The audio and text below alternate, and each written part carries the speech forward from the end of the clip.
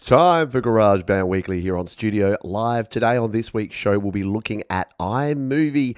Can you actually use it with video and audio? It's a bit of a tricky one, but I'm going to show you a few tips that will help you out. We'll also be talking about a cool sound pack that you might want to check out. It's not free, but it's pretty darn cool for GarageBand or for anything really, as well as your questions, some tips, some tricks, and some apps of the week as well, and of course a rant, all that and a bucket of fish here on GarageBand Weekly. Let's do it. GarageBand Weekly, GarageBand Weekly, GarageBand Weekly.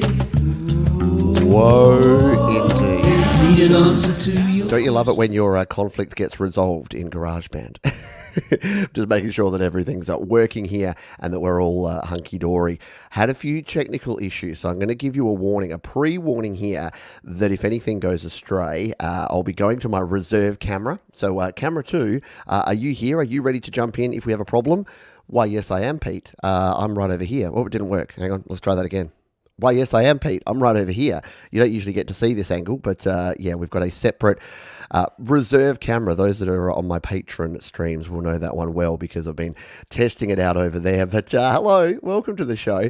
We'll jump into the news and notes, and then we'll say good day to a few folks that are here live. So, in terms of GarageBand news in particular, yeah, we don't have a whole lot, so I'm going to be super self-serving and serve the needs of both myself and my friends within the community. And the first thing I want to talk about is a brand new sample pack, a sound pack. Now, if you caught my my recent Creator Town Hall with Jamie Mallender, we talked about this on that show. So this is going to involve a few people and a few moving parts, but Jamie Mallender created a sound pack which is now being sold on the Mobile Music Pro webpage. So Vortex from Mobile Music Pro got Jamie to create some sounds. Jamie created some awesome bass and guitar and drum sounds in his home studio and provided them in this. So if you want to check this one out, here's the details. It's also linked down in the description. So for, at the moment, $14.99. So regularly $29.99, on sale for another 7-8 days for $14.99. It is a complete pro sample pack of classic rock sounds. So you got some rock, you got some funk, and it's called Arena because it's kind of got that kind of stadium rock kind of vibe to it, which is super cool. You get guitar loops, bass loops, drum loops, one-shots, amp presets, and a whole heap more. And the cool thing about this, now it's not GarageBand specific, but it has Cubase's presets, but it also has all the WAV files in there. It has one-shots and loops and things. All of it's titled and labeled really beautifully. So if you're looking for particular drum loops and you want to make sure that they're in their native BPM, so their native tempo, you can bring them in and everything looks and sounds amazing. Jamie did a bloody marvelous job with this, I must say, and Vortex and his team have put it together into a neat little package. In fact, Jade Starr just reviewed this on her channel just this morning. So if you want to see and hear it in action, jump on over to Jade's channel. I think Jade's here live and can probably throw a link, if she hasn't already thrown a link to her review of the pack, because she just checked it out in Cubasis. But again, it is not format specific, so you don't have to use it just in one or the other. You got WAV files here, so whether you're on a desktop, Mac, a PC, an iPhone, an iPad, it don't matter. Wherever you are, whatever you're using, you can use this pack. It's pretty darn cool. Go for it. And yes, Jade and Thomas are throwing the links there in the chat as we speak, so go and check that one out. The other bit of news, this is pretty exciting as well. So the Creator Town Hall, I'm trying to use the Creator Town Hall to kind of give a bit of love to the community because a lot of cool people are doing a lot of cool things. And you may be aware that a band called the Lily Pillies have just released a new album. It is awesome. They are an awesome band. And I'm very happy to say that they will be back. Yes, they're back on the channel, on the Creator Town Hall in about 2.5 days' time. So if you missed them on the last one, or if you missed Jade's interview with Manny, I'll be having Manny on the show, and he'll be talking all about what it's been like releasing an album. So how he prepared, how he did the collaborations of all the music. Because Alessandro, who's the guitar player for one of the guitarists, because obviously Manny plays guitars too, he lives in Italy, so they're remote collaborating all the time. And the other cool thing about this is they've got a brand new video for one of their new singles being released directly afterwards, and that I believe is right here. There you go. So there is the premiere. So that drops immediately following the show. So set yourself some reminders now. Both of those links are down in the description. Hang out with myself and Manny. We'll be talking about releasing albums because I know many of you folks, if you're a GarageBand creator, you're probably releasing your own music or at least considering. Maybe you're curious about what it's like to actually make a whole album. And we'll be talking about sort of, are albums even relevant these days? I'm an album fan. I still love myself a full-length album. Russ has just released his Delicate Giants album. Lily Pillies are now releasing this one. And why is it relevant to GarageBand? Well, they created it 100% in GarageBand, which I always think is super duper cool. So check out those couple of things. Go over and check out the pack from Jamie Malander over at Mobile Music Pro, and check out my chat with the Lily Pillies and their premiere video coming up just around the corner. It should be a heck of a lot of fun. And look, I know it's very early morning for those in the US and Canada, but charge yourself up, get yourself some coffee, and join us for the show, because it should be a blast. All right, I'm going to tempt fate by putting my coffee right down here in front of my keyboard. That always goes well. Let's say g'day to the folks who are here live. Thank you to Jade Starr. Yes, do check out the Lily Pillies album there. And there is the show from Jade on the sound pack. And there's the link to where you can pick up the sound pack. Hello to Thomas Christ. G'day to Mark Bro. Hello Omni Collective Creativity. Hello RJ Lovely. We'll jump into that question in just a moment because we are answering your questions. I believe there's a bear in there somewhere. We've got Roke Avalondia.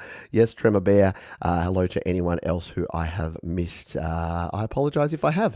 But if you do have questions, don't forget, this is interactive. If you've got a question, just put the word question at the start of your comment right here in the chat and ask away. I had an interesting question actually that we'll cover in the Q&A section later.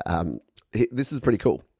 So I get an email from a guy over in Florida, and he says, hey, I'm teaching my class about GarageBand, and we've been using some of your videos. I'm like, wow, that's pretty darn cool. And so they did the first thing, and he was asking about the course that I've got, and he was asking about a specific question about getting a guitar tone. And I thought, we'll have a look at that, because reverb and delay, the combination of those two effects can basically create any sort of tone you like. And this was a track that had a bit of a surf guitar tone. So we're going to play around with that in the Q&A section, see if we can make us a bit of a surf guitar tone as well. I need to cough and then we'll get on. Thank you. Apologies. It's nothing worse than when you're just trying to talk forever and you've just got that frog in your throat and you can't quite get there. Hello to Nick Hamby, by the way, who's dropped on by. Appreciate you being there. It makes typing in the chat and listening to Pete's rants easier. Let's answer this question from RJ Lovely to start with, and then we'll dive on in to our feature topic here, because I better fire up my iPad over here in the corner, because we'll be taking a look at iMovie, which will be a lot of fun, because iMovie is getting better. It's not quite up there with LumaFusion. That's what I use for most of my video creation, but we'll talk about that in just a moment. But best microphone for acoustic guitar. So here's the things to consider. When you're looking at a microphone, you need to consider what you're going to be recording. So you've already nailed that, acoustic guitar, and you need to understand your environment. And the reason that I say that is that the louder or the less sort of acoustically treated your environment is, the more likely you should lean towards a dynamic microphone. So here's the key difference. There's two main types of microphones, and yes, you guessed it, I'm going to jump on over to my gear guide at studiolivetoday.com/gear. So when you come down here and you look at my setup here, in fact, we'll go down to the microphones. So if you keep scrolling down, we'll go here to the microphones. And what I really should do is split these out into dynamic and condenser. So the two dynamic microphones I recommend for vocals is the AKG D5, which is this one here. It is a dynamic microphone, which means it doesn't require phantom power. And the reason I like this is it's very unidirectional. So it's going to pick up exactly what you're putting towards it. So that's what makes a dynamic microphone good. And it's really good at rejecting background noise and a noisy environment as well. The same with the Shure SM57. So if you take a look at this one, the SM57 there, same sort of deal. It's a dynamic microphone, and look at that. Come on, 311 reviews, 5-star. Everyone loves the SM57. However, the limitation you get with a dynamic microphone is that the amount of gain that you're going to get is not a whole heap. So for acoustic guitar in particular, what I tend to go for is something more like the Audio-Technica AT2020. Reason being is that this sort of a cardioid medium diaphragm or large diaphragm condenser microphone is going to pick up a lot more sound. So you're going to get a lot more gain going into the microphone. Now that's both good because it means if you're playing like a little fingerstyle guitar part, it's going to pick it up a heck of a lot better, but it's also going to pick up any background noise, any hum, any clicks and pops that you have in your studio. So what's the perfect world scenario? Well, look, you got $200 beating a hole in your pocket.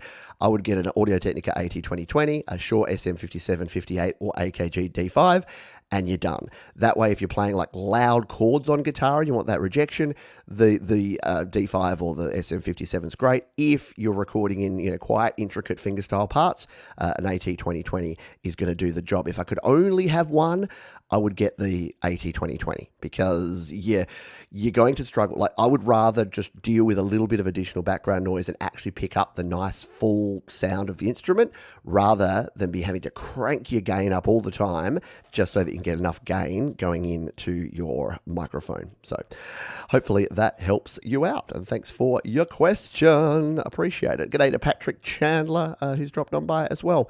Let's us jump into the iPad. So if we jump over to here, boom, there we go. We'll jump on into iMovie. So I wanted to talk about this because I get a lot of questions about making music videos. And for a GarageBand creator, how do you actually record and make a music video? Now, we're not going to make an entire music video here today, but I'm going to show you the basic principles of doing that. And then I'm hoping that I'm actually going to use, because you may be aware, let's take a step back. There's some brand new features that we have here in iMovie. There's the Magic Movie option here where you can hit Magic Movie. You can pick a bunch of videos, so we can go bang, bang, bang. You hit Create Magic Movie. It dumps all of those in together. It adds an automated soundtrack and it does a bunch of things and you get something like this. Except we don't have this. Oh, there we go. So thanks for hanging out. I hope you enjoyed the black screen that we had there for a while. I'm just going to check my audio settings. Yep, I'm still coming through there. We're all good. We're back. So what I had to do there was completely reboot my my computer. And it was good, but bad. So it's good because it showed me that the problem seems to be when audio started playing through my OBS and through StreamYard at the same time. So this wasn't a problem on the previous version of OBS, but it appears to be a problem on this version of OBS. So we may have to change the show around a little bit here because I don't know that I can trust using my iPad again at the moment through OBS. We may have to stick with a bit more of a chat show here today, which is a bit of a shame because I did want to demonstrate and show you a few things on the iPad, but it does seem that every time I'm going through that iPad, for whatever reason, it's either something to do with the USB capture card or it's something to do with, you know what I could do? I could go back to old school and use Reflector, but maybe we don't actually risk it. Maybe we just talk about a few other things and have a rant and have a bit of Q&A time and talk about things in principle because it's going to be a bit risky if we start throwing things back up on the screen. So could be a bit of a short one here today, but if you could just give me a thumbs up just to let me know that everything is coming through here, that would be great. And we'll do. Let's just call this an Ask Me Anything because again, I can show the screen. The screen seemed to work fine here on my Mac, but as soon as I engage the external stuff, that's not working. So what I will do though, however, is I'll record that offline. So I will do that video about iMovie. So after this show, I'll do the video about iMovie, but I won't put you through the issues that I'm going to have here. I'll troubleshoot the issues behind the scenes as we go. So all good. We're all good. We're all back. We're all happy. So what is OBS? So let's talk about, you know what? This can just become let's talk about the behind the scenes kind of things that go on here. So OBS is Open Broadcaster software, and it's what I'm actually using here to control my ability to switch between screens. So the fact that I can bring up my screen there, and I'll carefully do this, but I won't touch it, but I can bring up the iPad like that. It just gives me the flexibility to be able to have my screen here, my webcam, and my iPad all at once. And on the previous version of OBS, worked like a dream. What happened is about 3 weeks ago, there was an OBS update, and Silly Pete said, sure, what could possibly go wrong with an OBS update? I did the update, and the very next show, this happened. It shut everything down. So it just reset the Mac, like the whole thing just rebooted, and it's some sort of conflict. And it's something to do with the sound and the video coming in through, because it is pretty intricate. The setup we've got here, it goes through OBS. In fact, I can probably, this is going to get a bit of inception on you. Actually, you know what I'll do? I'll bring OBS over here just so that you can see the behind the scenes. Because again, what else are we going to do here today? Because my plans have been foiled, I tells you, by this problem. But if I share my screen here, you'll actually be able to see what's going on here. So I'm going to share that. It's going to get a bit weird. Don't worry. Stick with me here. So there's my screen. And what you can see here, this is OBS. So you can see that all the audio is coming through my Zoom live track mixer here. And each of these scenes allows me to switch between. So you can see at the moment I'm on webcam only, which is in this window of StreamYard, the one over here on the left, this one over here. I've just got my webcam. But as soon as I change things up here, as soon as I hit this webcam plus screen, yeah, you go into like the matrix mode because it's showing me the screen over here. And the same with the webcam plus iPad, it gives me that screen over there. So it just gives you the opportunity to bring together different sources. And it's actually, you know what? Bonus tip. This is actually a really good thing to mention, because if you are wanting to screen record, a lot of people ask me about screen recording their Mac. So if you've got a Mac and you want to screen record your GarageBand project on your Mac, OBS is actually the easiest way to do it, because regardless of what gear you've got, and you would have seen in there, I'll bring it back up so you can see the detail. We'll just full screenify it. The cool thing is that you'll see down the bottom here that I can mix in all these different sources. So I've got my desktop audio there, I've got my built-in mic of the Mac, and I've got the mixer here. And you can actually add in any other sources you have. So I don't even have my Focusrite Scarlett, but I could add that in here too. So I can basically mix and match all the different devices I have here. So why that's cool for someone that might be, say, recording a GarageBand project is if I just set the screen only mode, which, do I have that here? Yeah, there you go. Ooh, Matrix Inception style. If you change it to screen only, then I can actually just record my screen and the audio, but I can choose what audio. So I can say record the audio coming out of GarageBand and record my screen. And that way you get your full quality of your audio from GarageBand, and you also get the screen recording of whatever you're doing. And I've mentioned that because folks that are using iOS, say, oh, look, it's really easy for me because I use the screen recorder and then I go to my Mac and there's no good way. There used to be something called Soundflower. You used to be able to use, what's the one? The QuickTime used to be able to use to do that. But these days, I highly recommend OBS. And buried the lead here, but OBS is 100% free. Now, when you're selecting your OBS, be careful there, because there are two different varieties of OBS. There is OBS and there's Streamlabs OBS. Now, Streamlabs OBS has come under a little bit of criticism lately. That is that, yeah, they basically copied a bunch of features from the open source free OBS and then slapped a price tag on it. So they actually have you can download it, and I believe you can still download it and use it for free, Streamlabs OBS, and it is, oh, look, it wants to show me notification. Like, come on, when you go to a website and it says it wants to show you notifications, don't you think that's always a little bit sus? So we're not going to show notifications. But as you can see, it's like a 309 megabyte download. It is more user-friendly and does have more options. You can see the interface there looks a little bit nicer than the one I was showing there for OBS, but it doesn't have, it has a lot of sort of pay holes, and yeah, they basically, the company built themselves a pretty poor reputation around some of the ways that they've been managing things. So we'll just leave it with that. We've got some comments here. Yeah, Black Hole is good as well. Black Hole's another thing that you can use for recording the audio. So yeah, and the good thing about Black Hole is that you can actually combine. So similar to what I just showed you with OBS, Black Hole can also help you combine those sources. So you basically, one of the sources you get here is Black Hole, and you can actually use that to combine, say, your microphone and your GarageBand. So if you wanted to just record your audio, or you wanted to stream out your audio, that can make it simpler, because Black Hole can basically be like a virtual mixer for all of your devices. So if you want to get into the streaming side of things, there you go. That's a way to do it.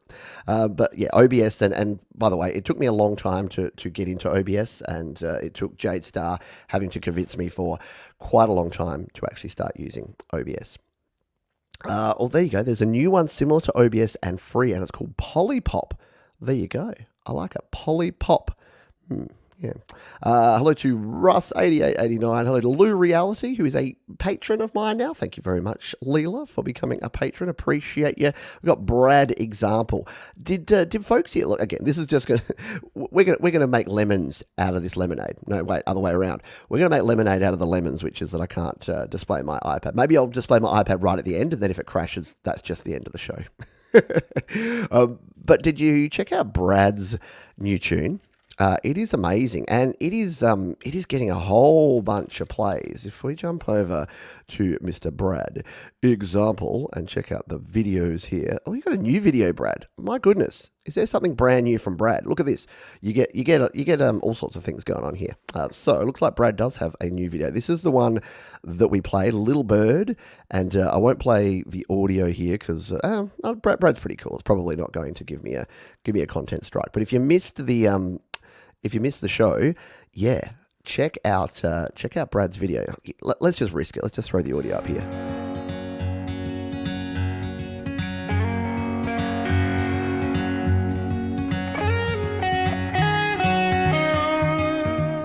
Yeah, welcome to Your Music Live second edition. But video by Russ, the audio by Dave and Brad, and it just sounds absolutely bloody marvelous. Really good. Let's just take a listen to a bit of Brad singing.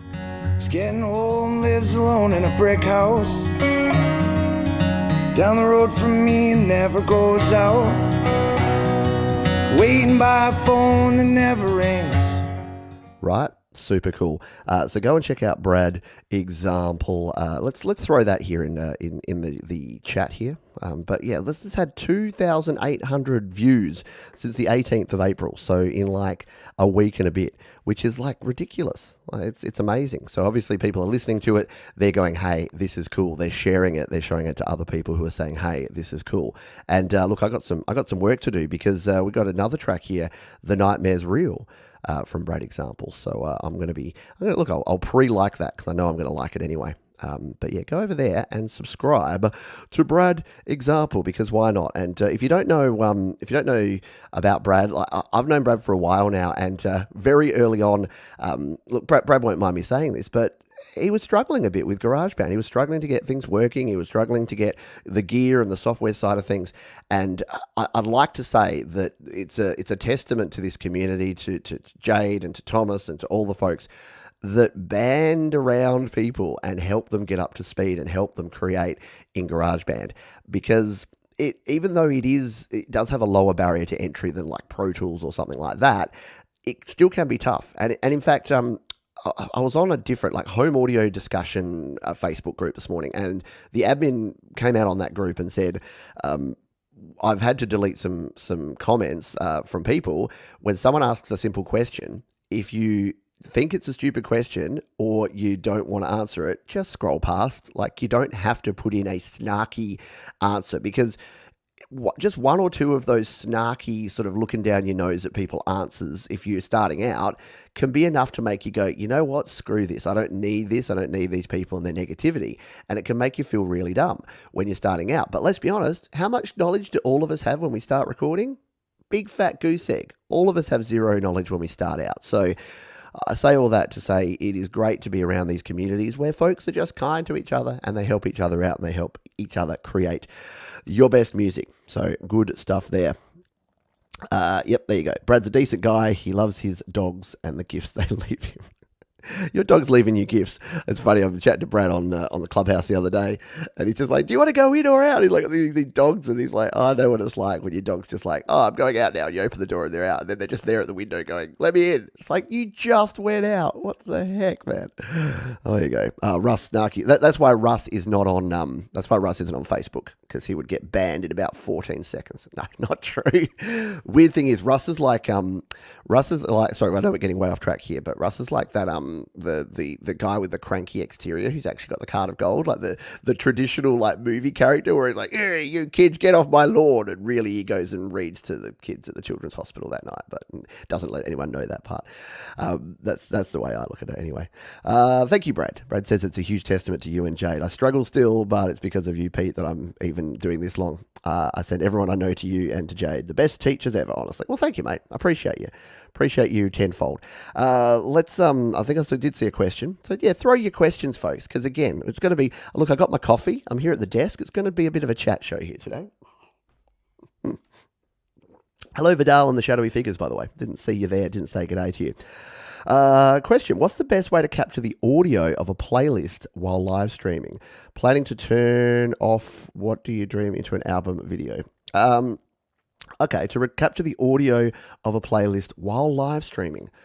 I mean, I think OBS is actually kind of got you covered with everything there. The reason I like OBS, and I didn't mention before, but if we jump back over to my screen here, the other thing is, you'll notice here, I'm using this virtual camera. So OBS, when you're streaming, you can set up a virtual camera. So this is what's sending the OBS signal into StreamYard.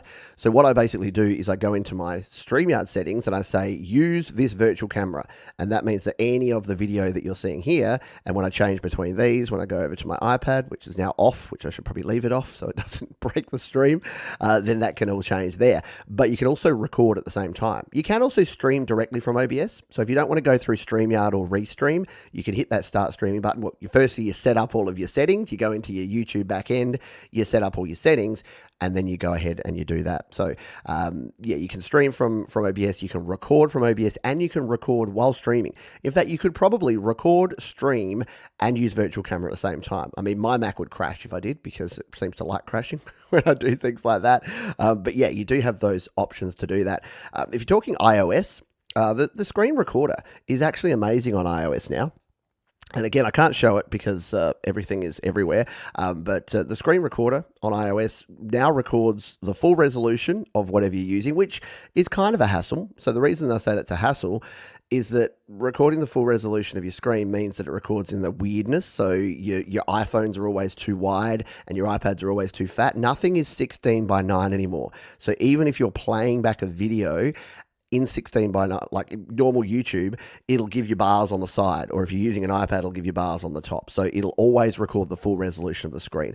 The thing you can do there is throw it into either iMovie or LumaFusion, and you can actually edit it and just cut it down. But it does mean you'll lose a little bit of quality because you're having to stretch that image. But yeah, just the stock standard screen recorder from iOS is actually really good. All you need to do is, set up that thing where you scroll from the top. You know what? I'll unplug my iPad. Hang on.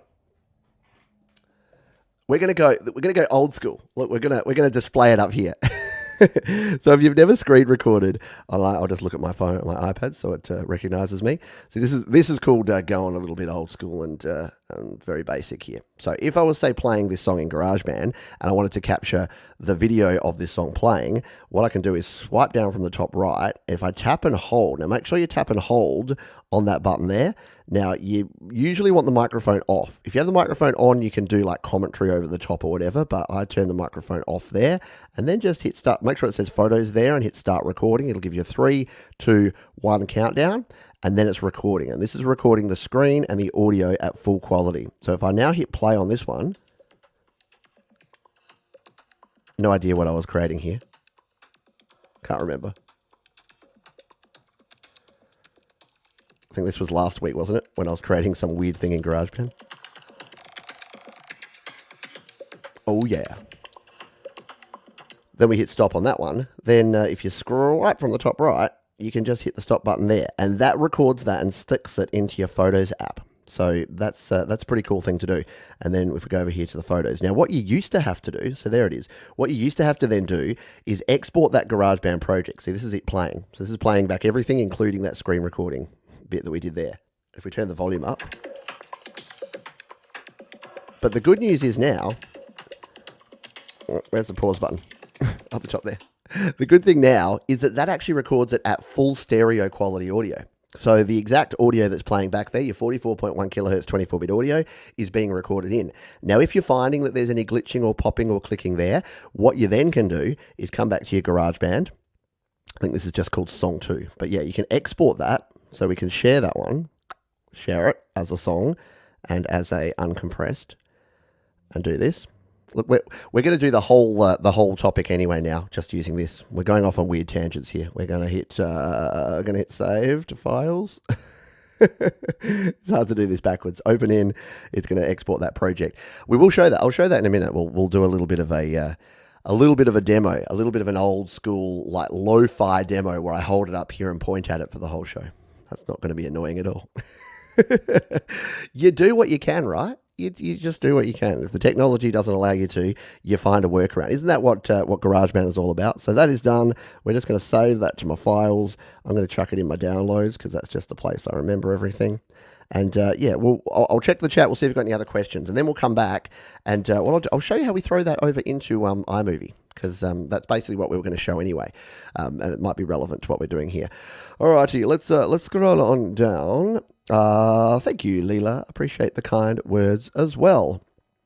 Omni-collective creativity, especially since I'm blind. Accessibility. Yeah, look, accessibility is an issue, and I'm assuming the screen recorder would work okay for you because it's a standard Apple product, and you should be able to use VoiceOver to get to your screen recorder.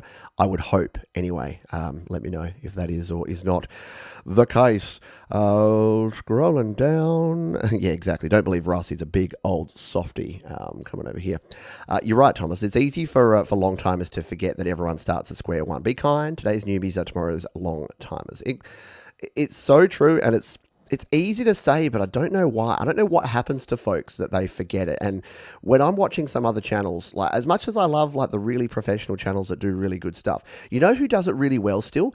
Andrew Huang. He's a dude that even though he's gone from, he's always been a great producer, but he's learnt so much about YouTube and about producing and about everything over the last 2 years, still a super humble dude, still explains things with a level of simplicity that anyone can understand. When I watch some other channels, and I'm not going to name them because I'm not in the business of smearing other people, but when I watch some other channels and they drop straight in, they're like, right, I'm here in my Pro Tools project. Let's just throw this one over here. Let's just go to our bus and let's just bus this over to here and let's just throw this reverb on this bus. And yeah, let's just do it like click, click, click, click, click. And they're just hitting keys. And look, I know it's probably to a different audience. It's not really to a beginner audience, but I don't know. What's wrong with saying what I'm doing here is this? Or even worse, people that are just not even explaining what they're doing at all.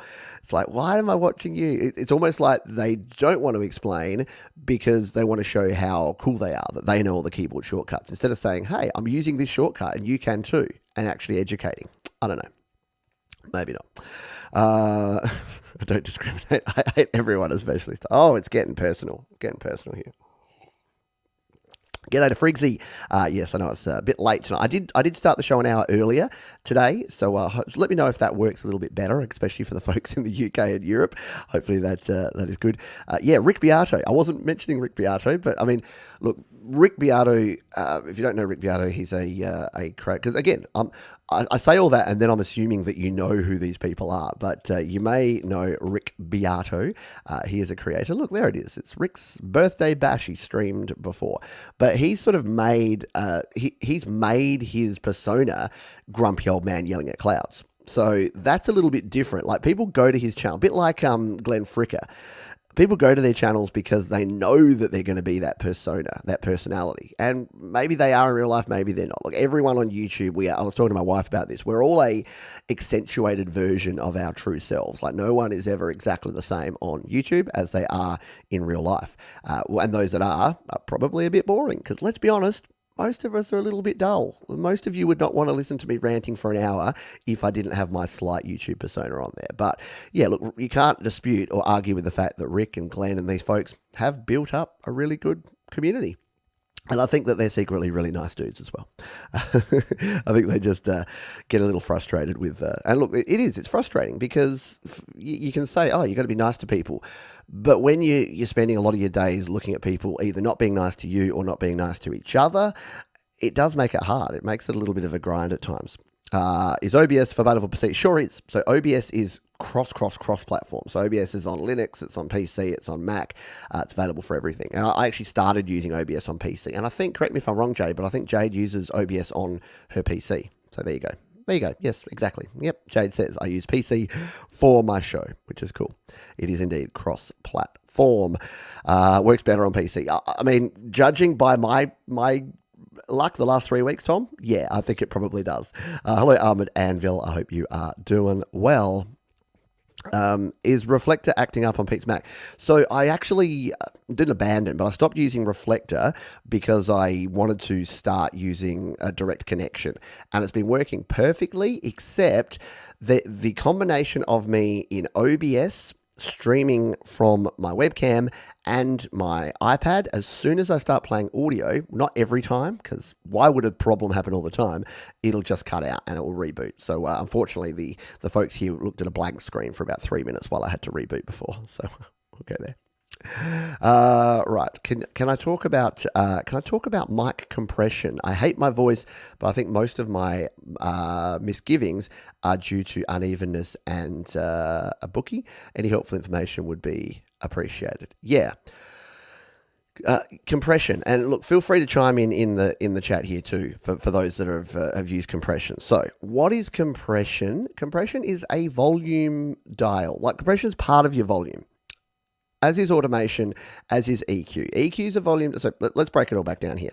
So when I record audio, when I record a piece of audio, that's going to have some dynamic range. So that's going to have some loud bits and it's going to have some soft bits. And hopefully you've got enough dynamic range in there to make it interesting. However, as our friend here, Vidal, in the Shadowy Figures is saying, if that dynamic range is too much, what it can do is it can mean that your loud parts are sounding too loud and your soft parts are sounding too soft. So what compression does is it actually squashes down those loud parts and then brings up. So when you talk about compression, people are like, compression makes things louder. Well, compression actually makes things quieter. It's the makeup gain that makes things louder. So when you're looking at compression, you've got a threshold, which is that point. So there's your peak. You put your threshold there, so your peaks now actually don't go up to that point. You then have your ratio, which says how much is actually filled in there. So your threshold says, does it do anything at all? And then if it does, if it hits under that threshold, then your ratio actually tells you how much of that to give. So lower ratios mean that the quieter parts aren't quite brought up to the loudness of the loud parts. A high ratio means that everything is squashed and you get this very level performance. Now, neither of those are great. You don't want something with zero dynamic range. We've all heard that. A lot of pop music these days is exactly that, where it's just sausage waveform, like everything full loudness from start to finish. I don't love that. I like some peaks and some troughs. So when you're using compression, it is all about, like most things, like EQ, like reverb, like delay, it's all about moderation. It's about using things in moderation. So, in fact, what I'll do, because we've got bad things here, I've actually got a video, which is what is compression? Pete John's compression explained. Let's see if I can find my own videos using it. All right. Yeah, so this is the video that I recommend that you go and check out, because I think just understanding, I won't play it now because it's 12 minutes, but I'll copy it and I'll paste it here into the chat. So if anyone wants to go and check it out, or just search Pete John's compression explained, and you'll jump straight to that video, because it is really just about, oh, I pressed it by mistake.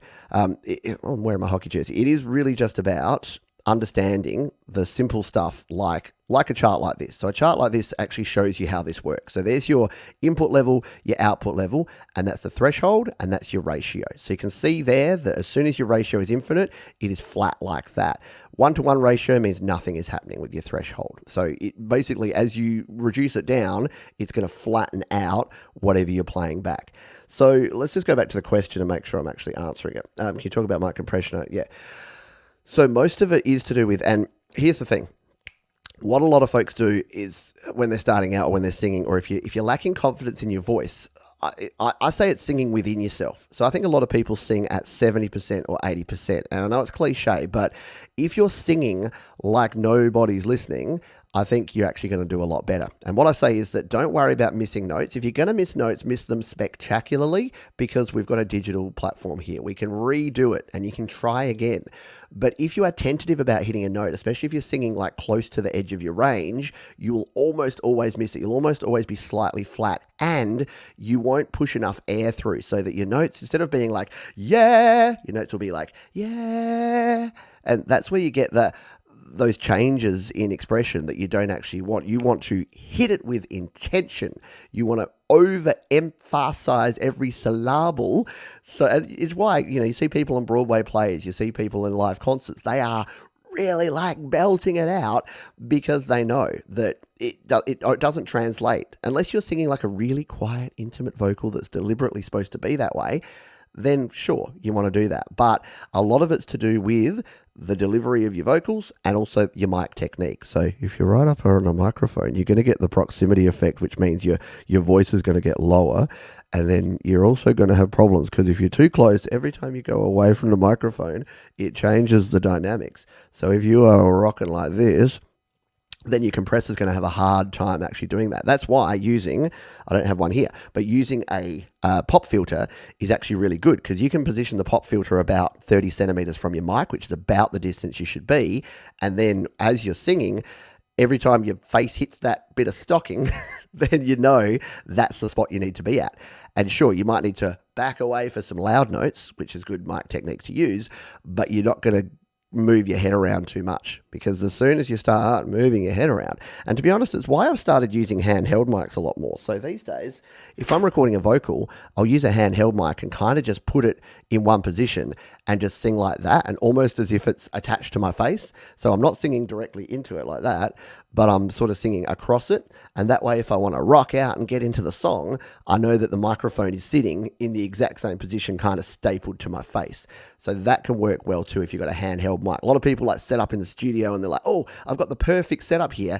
It's like, yeah, perfect setup for sound quality isn't always the perfect setup for the vibe that you want to create with the song. So sometimes sacrificing a little bit of quality so that you can actually rock out to your own music can be a good thing. So I know I went off on tangents there, but hopefully there was a little tidbit of something somewhere in there that you can grab and it's going to actually help you out. But thanks for the question. It is a very good one.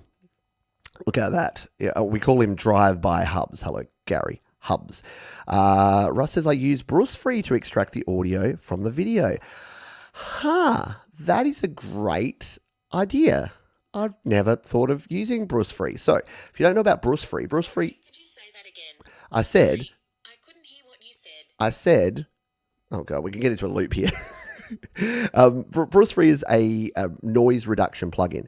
So you can use Bruce Free to reduce the background noise in your audio, but also in your video.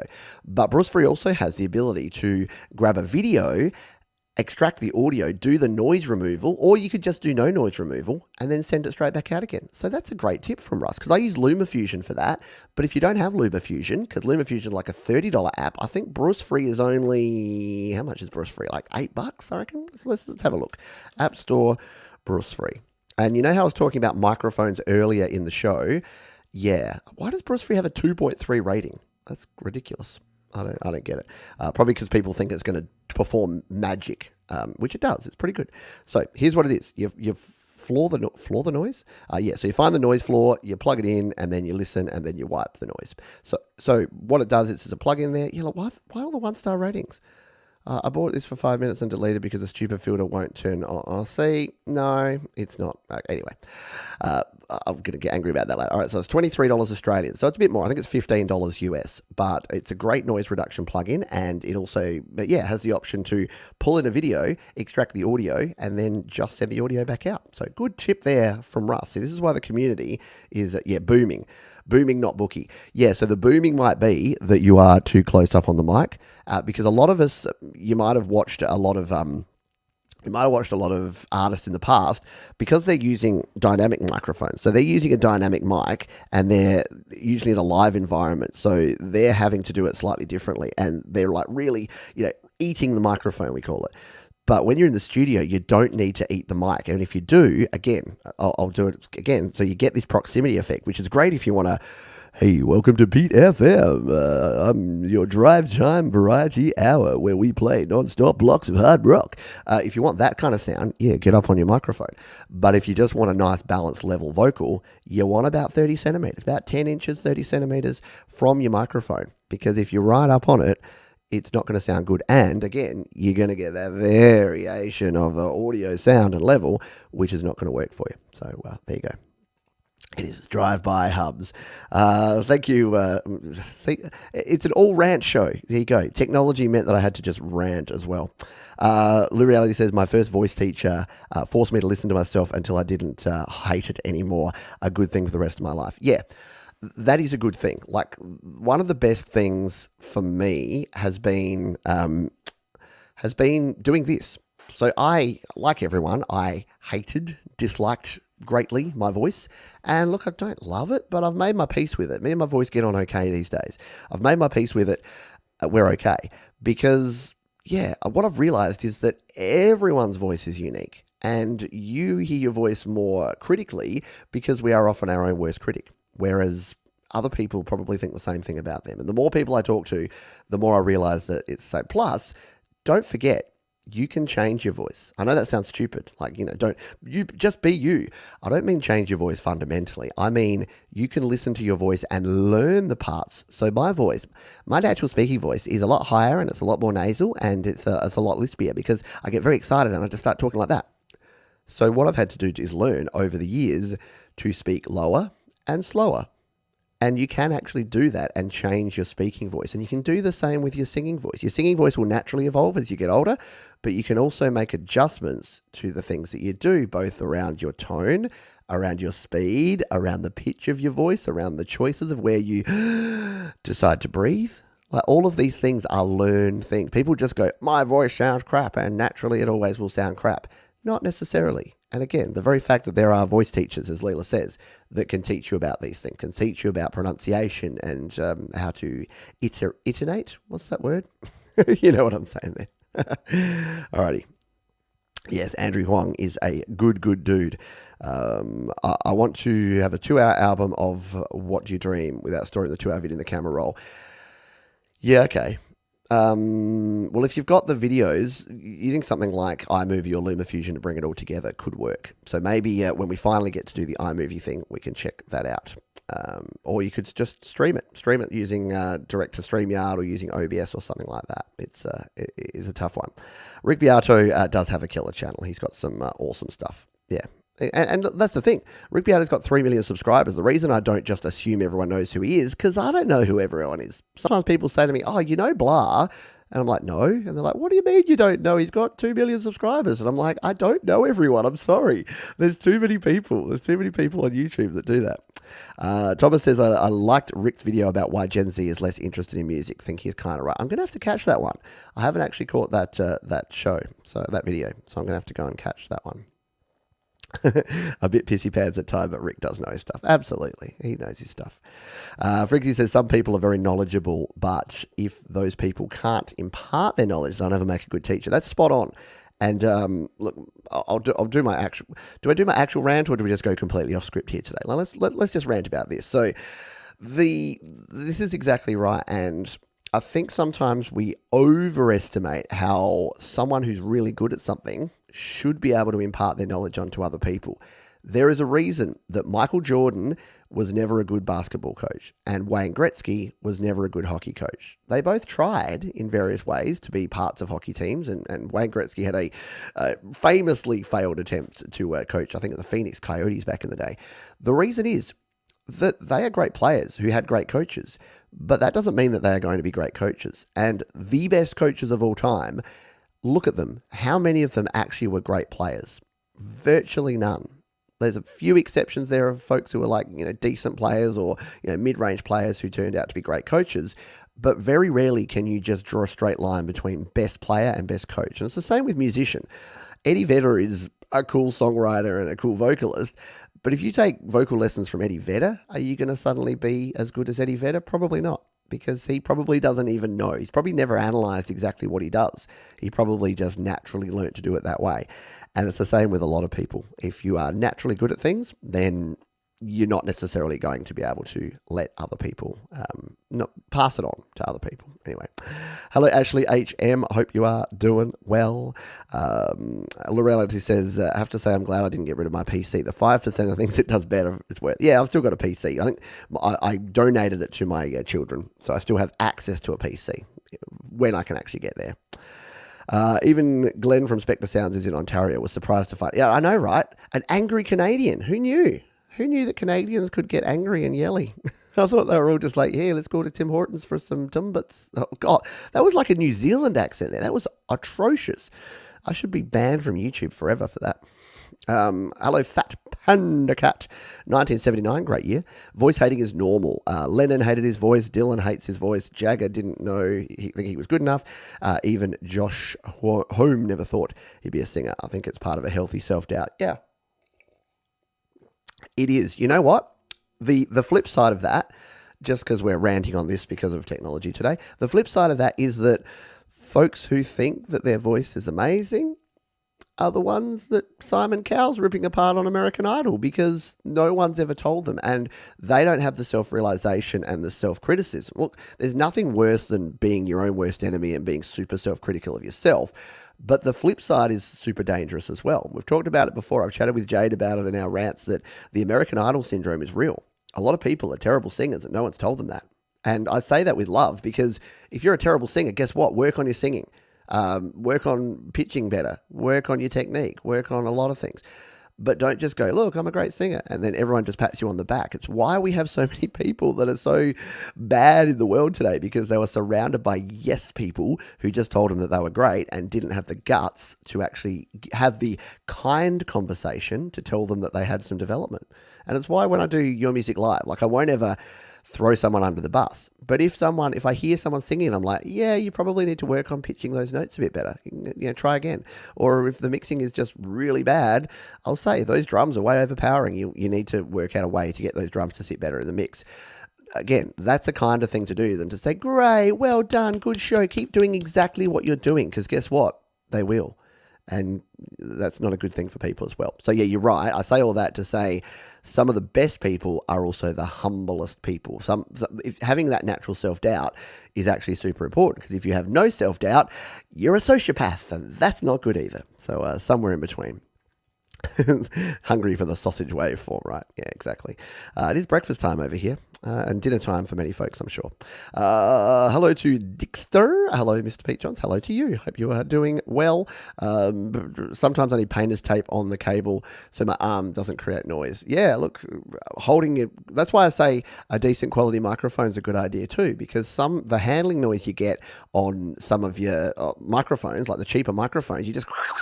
So if you're going handheld, that's why Shure make really good dynamic mics, as do AKG. So I recommend those two brands, because the cheaper ones, the $20 eBay special or Amazon special, yeah, you're going to touch the cable or you're going to touch the microphone and you're going to get that handling noise. It's no cool. I'm singing a little more and I really need to pronounce better. I'm a newbie at singing. And you naturally will, by the way. I know I sort of mentioned before that people sing within themselves. It's also totally natural to do that when you're starting out, to sing within. I did it as well. I've told this story before, but there's a walk-in cupboard over there that I used to go and hide in early in the morning before my family were awake, because I didn't want anyone to hear me singing. And I would almost whisper sing. I would sing like this because I didn't have the confidence to sing. Now, I'm a big fat loudmouth and I don't care who hears me. To the point where my wife had to go, can you shut the door? The whole neighborhood doesn't need to hear you. I use my SM7B handheld for all my vote. Yeah, exactly. The SM7B is a good microphone and it can work handheld. Best editing software in PC. For video, it's DaVinci Resolve if you're looking for a free one. And it's Cakewalk by BandLab if you're looking for that. For music videos, DaVinci Resolve. It has a steep learning curve, but is really, really powerful. My tangents help. Well, thank you. I appreciate you. I know my watch just keeps talking to me. It's terrible. It doesn't like it. I have LumaFusion. I think it's probably best. Yeah, look, I actually think it's easier to edit. Like the reason that I don't edit on my Mac or my PC and I edit everything in LumaFusion, it was funny. I don't talk to the Apple folks a heap, but the couple of times I have spoken to them, they ask me, what do you produce in? What do you produce your audio in? And they're surprised that I say GarageBand iOS. I'm like, oh, that's actually kind of cool. Like most people move on to Logic pretty quickly if they're going to be a pro. And I explained that, hey, my channel is about GarageBand, hence why we're doing this show. So we talk a lot about GarageBand. And then when they said, oh, so what do you edit in? Do you edit in Final Cut Pro, or do you use Premiere Pro, or do you use Sony Vegas? I'm like, I use LumaFusion. And they're like, oh, wow, that's super cool. But yeah, it took them by surprise because most people that do what I do they edit on their PC or their Mac. They don't edit on their iPhone or their iPad. So it's a little bit different, isn't it? Here's a bit of a mad one. I actually used 2 pop filters on Dirty Money, one of Friggsy's songs, a small one that attached to the mic and a normal one about 8 inches from the mic. Did a great job in cleaning up the audio. Yeah, why not use 2? Exactly. Yeah, go with 2.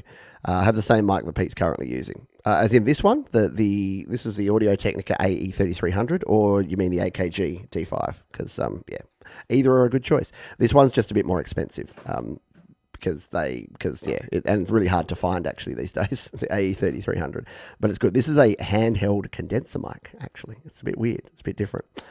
Let's scroll on down. I love my Rode Pod mic for extreme loud vocals. Yeah.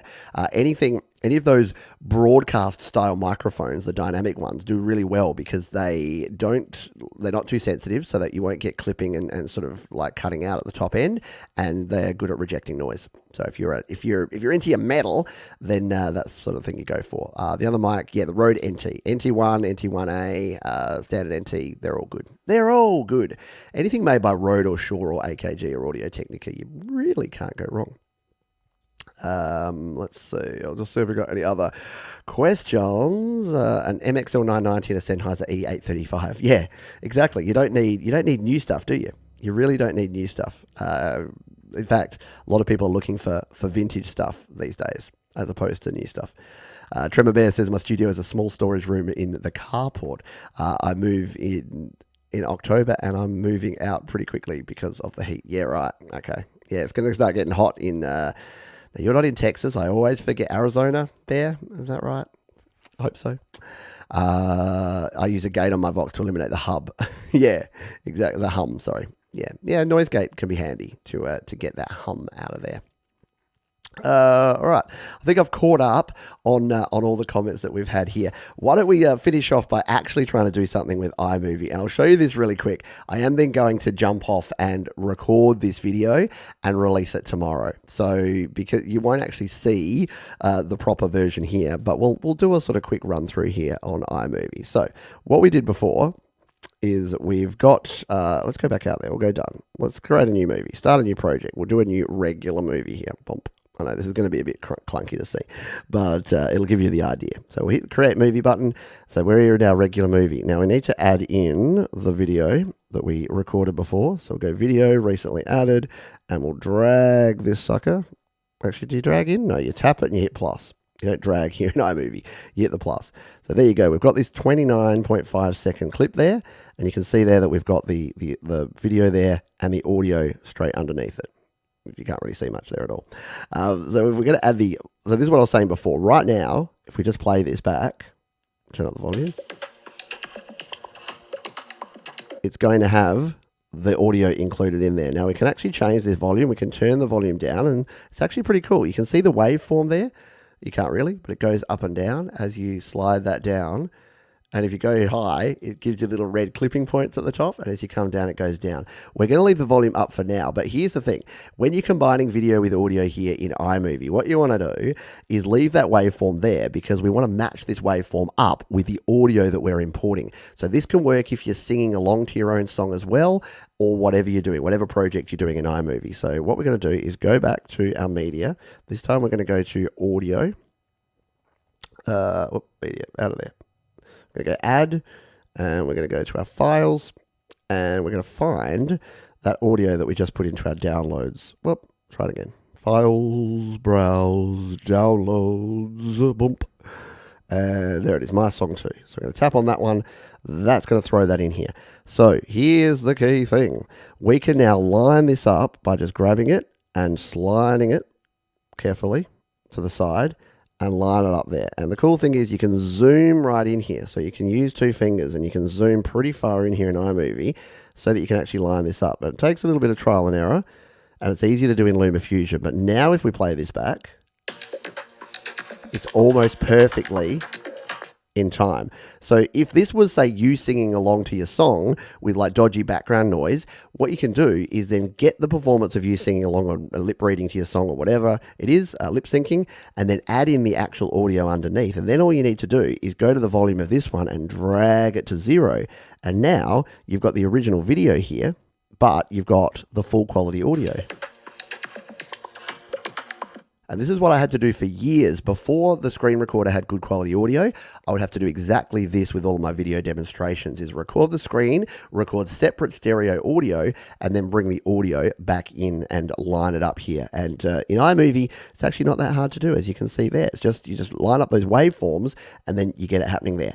The biggest tip, the one thing that people struggle with more than anything here in iMovie is background versus foreground audio. So if you are struggling, if you try to line up your audio and it won't move, or it cuts off, or it clips, or it does something weird, it's probably because it's set as background audio. So if you tap on the volume here, you can't see it because it's so small, but under there it says split, background, and duplicate. If we tap that background, see what it does there? It turns it green and it turns it into background audio. So this is like what you would have behind a movie if you wanted like background music. And the problem here is you can't actually move this. This is locked in to starting at the same point as the song starts. So you can't actually, you can extend it like that, but you can't actually change where it starts and finishes. So a lot of people are coming in here, they're adding music as background audio, and they're saying, "Pete, I can't move it, what's wrong?" And all they need to do, because they're hearing the volume, they're trying everything, all you need to do is tap everything off there, hit that foreground button, make sure it turns blue, and then look, you get complete control to move it around. You've got to tap and hold. So then you can move your audio around, and then you can split it, you can cut it, you can have little segments of audio, you can bring it in, you can line it up exactly as you want to. So that's what I wanted to show in the section, in the feature of this video that didn't quite work out because of a few technical issues, but I'll record that video so that you can see that, and we'll release that in the next day or two so that, yeah, I can fulfill my promise to bring some stuff about iMovie to you. That's how you do it? Yeah. Look, it's pretty easy to do. Look, there's more powerful platforms. So when I used to use Adobe Premiere, it had an automated audio sync, whereas this doesn't actually have that. Alrighty, there you go. Now I know what my problem has been. Worth the price. Worth the Patreon price already. Very good stuff. Good to hear. Yeah, and look, it's a simple thing, and I need to make that video because I get asked that question maybe 3-4 times a week about audio in iMovie. People are like, audio sucks in iMovie. You can't edit it, you can't move it, you can't chop it, you can't split it. You can, it's just that it's got that stupid background versus foreground. And if you add it in the wrong way, well, not the wrong way even, if you add it as background instead of as foreground audio, you just need to switch it over and you'll be good to go. All right, let me check my notes here because, again, this has been, thank you for hanging out, by the way. This has been a different show, but again, we took the lemons, we tried to make some lemonade, so hopefully you enjoyed yourself and we had a bit of a chat as well. If you want to hit the like button, that helps out too. So you can hit the little thumbs up button down there. Also check out the links because I've put there the link to the Arena sample pack, the one that Jamie Mallender created for Mobile Music Pro, the link to this week's Creator Town Hall with the Lily Pillies. If you're just joining us, we'll have the Lily Pillies on and they are premiering their video immediately after that. I got a sneak peek of it. It is freaking amazing. Let's just say, no, I'm not going to spoil any of it, but production, next level from the Lily Pillies. Love it. We talked a little bit about iMovie, and there's a link down there in the description about iMovie. The rant we're going to talk about is, I'm just going to say this really quickly here. I was doing Your Music Live yesterday, and I mentioned this on the show yesterday about it, that sometimes the attitude that we have can actually really change things. And look, I'm not going to get all like all woo-woo about it and say that, oh, attitude is everything. Choose, like when I used to be in the corporate world, we watched this video called Choose Your Attitude, and it was all about the fact that, hey, even if you're packing fish, as long as you choose to be happy all the time, you'll be happy all the time. Yeah, modern psychology will tell you that please don't do that. Please don't mask your actual problems with false happiness. It does not work. If you are sad and depressed and anxious, you need to work through that. You don't need to cover that up by pretending everything's okay. But what I did realize is that sometimes you can actually, because your brain's an idiot, you can trick your brain into thinking that something that is, like, it's the same with nerves, something nerve-wracking. If you're like really anxious about something, you can actually tell your brain, actually, I'm really excited to do this. So when you're going to perform live, instead of going, oh man, I'm shit scared to perform live, you can go, oh man, I'm so excited to perform live. Like, I have no idea what's going to happen, and that's awesome. Like, that little brain hack can actually work. And yesterday I did a brain hack because, yeah, look, I wasn't feeling perfect in the morning. It was like, got up, I had a bit of a late night. I didn't do anything silly. I was just playing video games. So I had a late night, and I got up in the morning, and I'm just like, oh man, I've got to do YML today. I've got to get set up, and I've got to do YML. And then I stopped and went, wait a minute, I get to do YML. Like, it's not that I have to do it. I choose to do it, and I get to do it. And it's the same with everything. Like, even when I was in the corporate world, occasionally I could trick my brain. It didn't work every day, but occasionally I could trick my brain into this. In fact, I wrote a song about it. I wrote a song because I was getting all like down on myself. I'm like, oh man, I'm going to fly to Melbourne. I'm going to get up at 4 a.m. and I got to fly to Melbourne and then fly back in the night. It's a long day and it's exhausting. And then I'm like, wait a minute, I get to do this. There's plenty of people that would give their right arm to go on a work trip and to be flown in like a plane and to get to hang out and eat breakfast and have coffee and all that sort of stuff. So attitude is the difference between an ordeal and an adventure, but a real ordeal is still an ordeal. Spot on, Mark. I'm not saying mask your emotions by just being happy all the time. Like, there's something called toxic positivity that is exactly as bad as toxic negativity. As much as I dislike a whole bunch of negativity, especially when it's unfounded and unnecessary, toxic positivity on the flip side is not cool. And I fall into that trap too. When people around me are unhappy, I'm like, why are you unhappy? You've got all these things. Like, why aren't you grateful for all these things you have? And it's like, no, that's not actually correct. It's not the right response. It's don't worry. Feel free to talk to me about what's making you unhappy, and hopefully, not hopefully, but we will work through it. And then when you're feeling happy again, that'll be cool too. But take your time that you need to do that. Leela says that's my whole life in a nutshell. Reframing all into an adventure after a good cry. There you go. Nice one. Alrighty. As a psychologist, I can tell you that masking any emotions is a terrible thing to do. Approaching them from another perspective is the best advice. Beautiful. There you go. So all my stuff is completely unprofessional and unfounded, but there you go. You've got a professional giving you the view there. All right. We were going to talk reverb and echo. We'll have to save that for maybe next time. And we were going to talk quantization and timing. We might have to save that for next time as well. So thank you all for being here. If you do want more information, the best place to go is studiolivetoday.com/GarageBand. That is my GarageBand iOS FAQ. So you've got access to my GarageBand beginner's guide there. You've got all of my playlists of GarageBand information and the complete FAQ. Everything you wanted to know about GarageBand and were afraid to ask. So thank you for your support there. If you can hit the thumbs up button and wipe your feet on the way out, that'd be cool. And thanks for bearing with me on a bit of a different kind of rantier show than usual. But we'll be back. Hopefully we can iron out these bugs. We'll be back with our usual format next time. Take care, everyone. Please remember, be kind to yourself, be kind to others, keep creating, and I'll see you next time around here on GarageBand Weekly. Will take us out. Crunk song. GarageBand Weekly, GarageBand Sorry, y'all. Weekly, GarageBand Weekly. Bye.